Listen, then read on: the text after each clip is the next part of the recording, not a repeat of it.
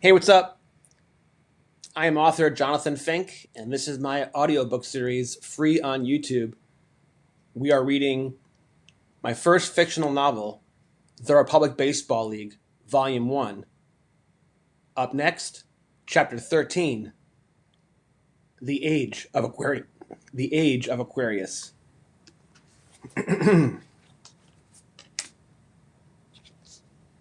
Sitting at his desk in his office on campus, Professor Dempsey reviewed material for his next class. Then he checked his daily horoscope. Unlike Sarah, he believed in the uncanny accuracy of astrology and was familiar with astrological charts representing the positions of the sun, the moon, the planets, and the timing of certain events on Earth. Deep in thought, Dempsey smiled, thinking about the relevancy of astrology to the lecture he would deliver later that morning. About an hour later, Dempsey walked into the lecture hall. He was wearing his Sandy Koufax Los Angeles Dodgers jersey, white with blue trim, with number 32 on the front and back. Koufax pitched before Dempsey could see him on the mound in person, but according to both his father and grandfather, he was one of the greatest pitchers of all time.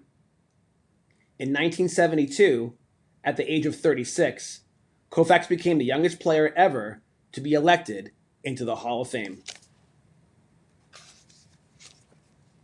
Standing behind the podium, Dempsey told the class that his lecture today would focus on the article in the reading material written by startup enthusiast Catherine Chan entitled Our Transition from the Age of Pisces to Aquarius, What It Means for Businesses and Meaning of Life. In this context, he asked, by a showing of hands, how many in the class followed their horoscopes and astrological signs.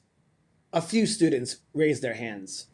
Dempsey said they might find this lecture particularly illuminating. For the students who didn't raise their hands, Dempsey said that after the lecture, they might be inclined to do so. Catherine Chan, who posted her article on the social media business website LinkedIn, believed that humanity, in astrological terms, had moved on from the age of Pisces to enter the age of Aquarius. She paraphrased astrologers who claimed that the age of Aquarius paralleled major changes in the development of Earth's inhabitants relating to human values, culture, society, and politics.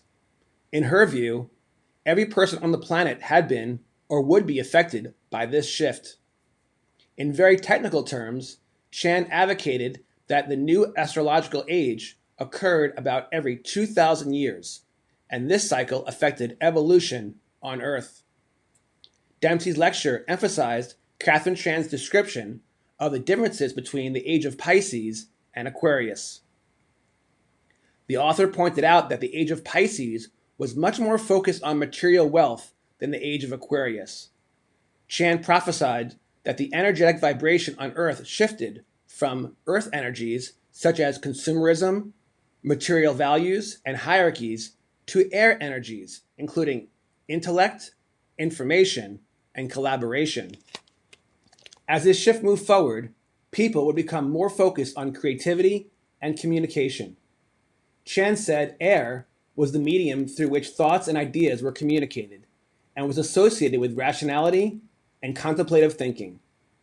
She concluded that in this air Aquarian age, there would be major advances in humanity's intellectual growth.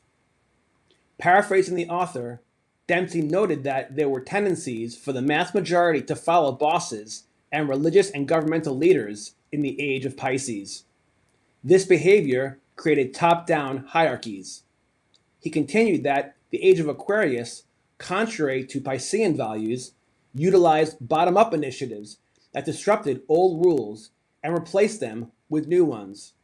Through competition, collaboration, and community, every person would bring their gifts and skills to the table to work for the greater good. Aquarius valued innovative effort and appreciated each person's individuality. The shift away from Pisces gave rise to technological advancement, a trademark of the Aquarius age. which produced many disruptive innovations for today and tomorrow. Then, Dempsey discussed another basic difference between the ages described in the article. He said that energy shifted into new patterns in the age of Aquarius, and old structures broke down, giving way to new constructions. Contrary to the top-down approach of the age of Pisces, the age of Aquarius rewarded equality and partnerships. Business structure became more circular, seeking ideas from all participants in the project. Businesses operating in the age of Aquarius practiced fairness and cooperation, while those operating in the age of Pisces produced businesses that were dominating and took control. The old ways of self-centeredness and striving for more profit and power under Pisces would no longer be the order of the day. In the age of Aquarius, humanity would come together, collaborate, and be more interconnected. With his technical astrological lecture complete, Dempsey pivoted and applied Catherine Chan's Age of Aquarius concept to baseball. He said to his students, think about a situation where Major League Baseball's political and economic system fell apart. In order to start anew, what would you do to replace it? Can you imagine a new professional baseball league that embraced both conscious capitalism and direct democracy in the age of Aquarius? What would that league look like, and how would it be structured? How would you design the league's political and ownership format? How would the economic system operate, balancing management and employees? Dempsey asked them to ponder the concept over the weekend and be prepared at the next class to discuss their views. The next day, after a late morning breakfast with Sarah, Dempsey drove downtown. He stopped at Lamar Donuts on Main Street and bought a dozen. Then he spent some time at the Kansas City Urban Youth Academy before walking over to the barbershop to talk baseball with his friends. Dempsey entered the card shop and waved hello to Mo Franklin, who was behind the counter chatting with a customer. He walked into the back room with a box of donuts in his hands. Much to his surprise, he saw Rachel, Corey, and RJ sitting around the bridge table with Frank, Henry, and Bobby, drinking Starbucks coffee, trading baseball cards, and talking baseball. Dempsey placed the box from Lamar's on the table and said, well, here are some donuts to go with your coffee. Rachel replied, thanks, Professor Dempsey. I'm glad that you're here. We were just talking about you. Your last lecture really got us thinking. Corey, RJ, and I decided it'd be helpful to discuss some concepts for a new professional baseball league with Mo and his friends because they love baseball. They have many more years of baseball experience than we do, and we don't think we have a monopoly on good ideas, she continued. Preliminarily, we think our new baseball league should embrace free market economics and have a promotion and relegation system like they do in European soccer. Dempsey pulled up his chair to hear more. Corey chimed in. We want our new baseball league to embody many of the ideals in the age of Aquarius.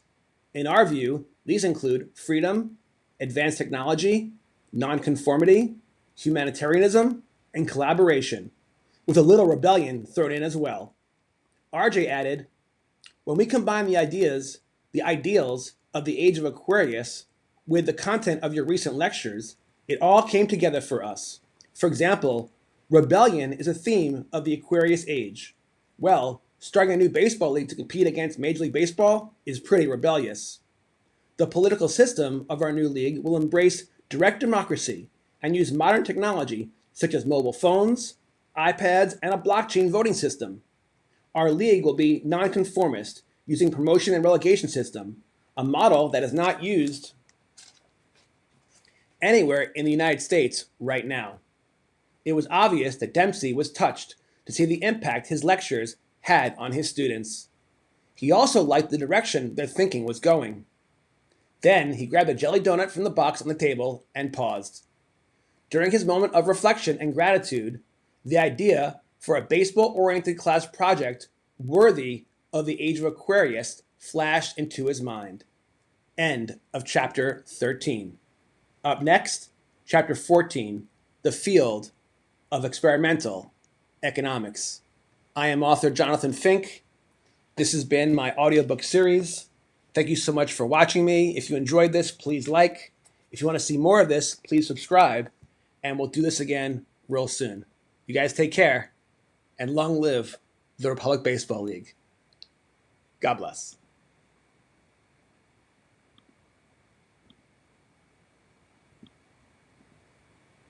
This month, we have some great sports card stories from across the U.S. and talk to an author from nearby Leawood, Kansas, who has written a book about returning to collecting after 3 decades away. My day job is I'm a financial advisor, so I've been investing for over 20 years. In a way to express my love for the hobby, I decided, what if I write an investment book, Sports Card Collectors Club, and treat the stock market the same way I would treat the card market. And so I thought, well, how would a day trader invest in cards? How would a venture capitalist buy and sell cards? How would a hedge fund do it? As I would go through my trials and tribulations, I realized that for as much fun as I was having investing, there was something missing. And one day I was watching the Royals game on television, and it was a rain delay. And the Card Life television show came on. I was watching that episode, I was watching Matt Strom open cards and rip packs, and I started getting the warm, fuzzy feeling. I said, this is what I want to be doing. I want to get back to really collecting and ripping cards and building sets. And that's where the story of my book has a change. I go from investing back to collecting. I'll also open a variety of boxes from different sports. So he hit the home run off me in like the 7th inning. And then in the 8th inning, JT hit a double, so he's standing on second. And Mason Wynn asked him, he's like, hey JT, he's like, I heard Strom collects cards of guys that take him deep. He's like, does that mean he's gonna send me over a couple cards to sign tomorrow? And after the game, we had won. I mean, winning is the only thing that's important to me. So it's like, I was good after the game, whatever, and JT comes up to me and he's like, hey Stromy, he was really genuine. Like he wasn't taking shots. And I'm like, what are you talking about? He's like, well, when I got to second, Mason asked if you're gonna send a card over for him.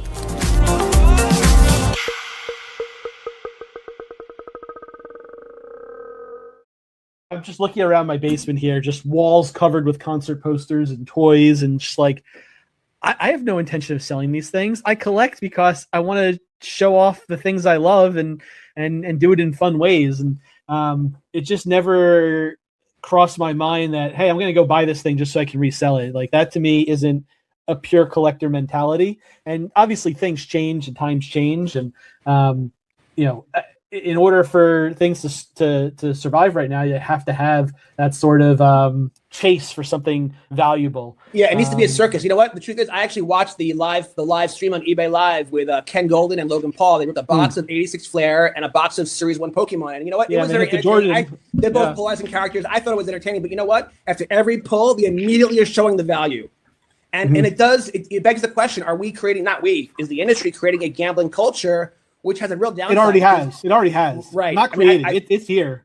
Yeah, and that's a concern. I guess for me, I hope to be an influence where we focus more on collecting, because you know what, when markets crash, collectors don't get hurt at all. Because the Sandy Koufax you bought that because it makes you feel good. It brings back good memories. Said this one traded for my first big win.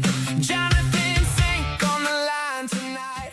You have created community, so let's talk about that. I went to Rip Night at your shop. Let's rip another pack. And I went to your Rip Night 2 years ago, and it was one of the best. I wrote about it in volume 1. It was one of the best times I've ever had. You guys had this giant scoreboard where you had the chase cards, and everyone can buy whatever product you wanted, like buy 3, get 1 free, whatever product, whatever it was. You then, if you pull a Bronny James, you then get another blaster. Or I pulled a Reed Shepherd auto, and then I got a free T-shirt. And I sat around the table with strangers and had the best time ever. So let's talk about how important community is. And what you guys do is provide an anchor for community in our town. How important that is. Yeah, definitely. Like you said, one of our taglines, we say we'll make an offer on anything, but like you said, I mean, we got to pay what it's worth. And so if it's junk wax, it's going to be junk wax prices, which unfortunately, a lot of people end up thinking that their 87 Topps Barry Bonds is going to be a couple $100 or something. It's worth nothing, people.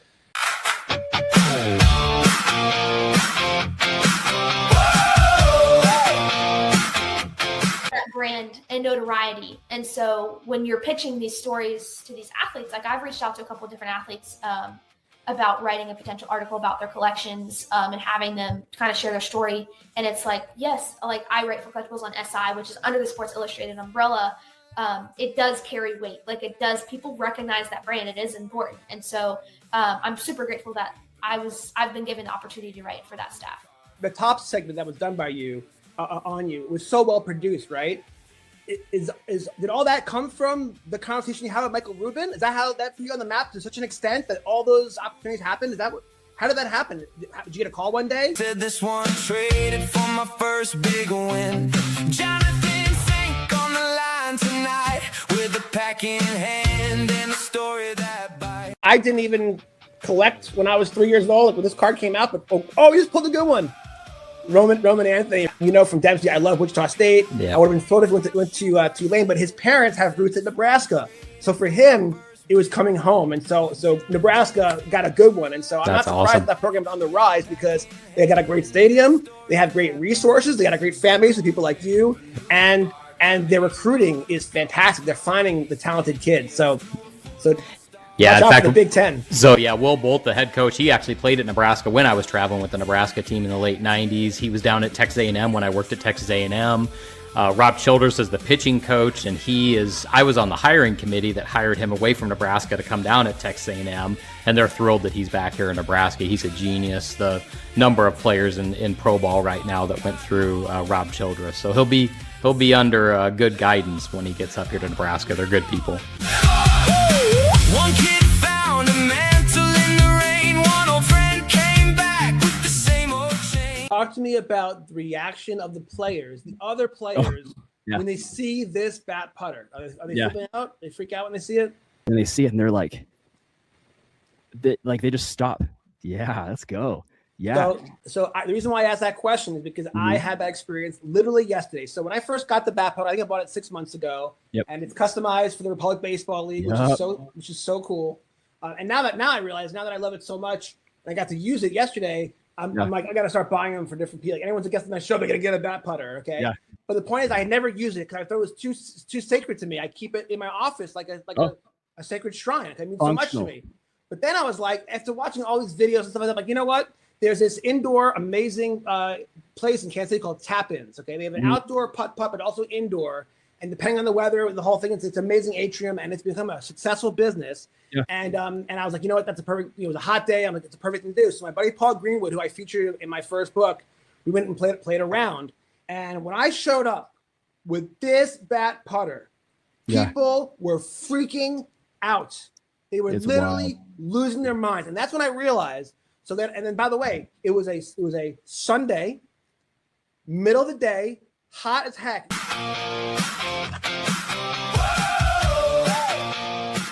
I want to see how it gets made, but you probably do actually. I want to see if there's quality control testers there. But attention! If anyone at the Tops is watching, Grip and Rep we want to get invited to a tour at a factory. The two of us. I told them I would work for free. Right. I would work absolutely free. I want to see how their stuff's made. Yeah, I'm curious. But like collation is like I'm sure there's a bunch of engineers that sit around and design. Got some breaking news for you. Yeah. Slab just texted me. No way. What do you say? The Looks like this is the first year to hear it. Who is that? Right. Let me see here. Breaking news. Grip and Rep. Breaking news. Oh, U.S. agent. Okay, so I just got told that the finest mega boxes are going to be really, really, really good. Oh, interesting.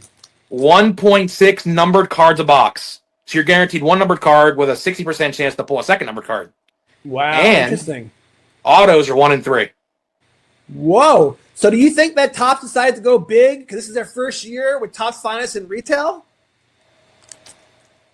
I'm going to say yes. Yes. Right? Because I do think so. You usually get so upset with the delayed numbers, they're delaying them. Or maybe, by the way, I don't know if it's a conspiracy that the odds are coming out later. I just think that maybe they're just not as efficient as they used to be. You might have watched this game back I'm sure I did. Currently, Derek Coleman. Yeah, he was on my fans team for sure. Pretty crazy to think, in the future you would be able to collect that moment that you watched. Right. And by the way, check that out. It's worth $198 versus the ones that are worth 35 cents because it makes sense. Because the same way that you value your 1964 Willie Mays card, you're going to value your Drazen Petrovic, and you're not going to want to give it up unless it's for a very, very good price because you love that memory. And what's wild is the same way that you get the warm, fuzzy feeling with dopamine hit, whatever, when you look at a card on your shelf, it's the same thing. But when you're online at the bank, you don't have your cards with you, Paulie, but you do have your phone, and you can pull up your Drazen Petrovic and pay respect to him and watch a couple of his awesome plays that give you the warm fuzzies because you can. It's wild. And so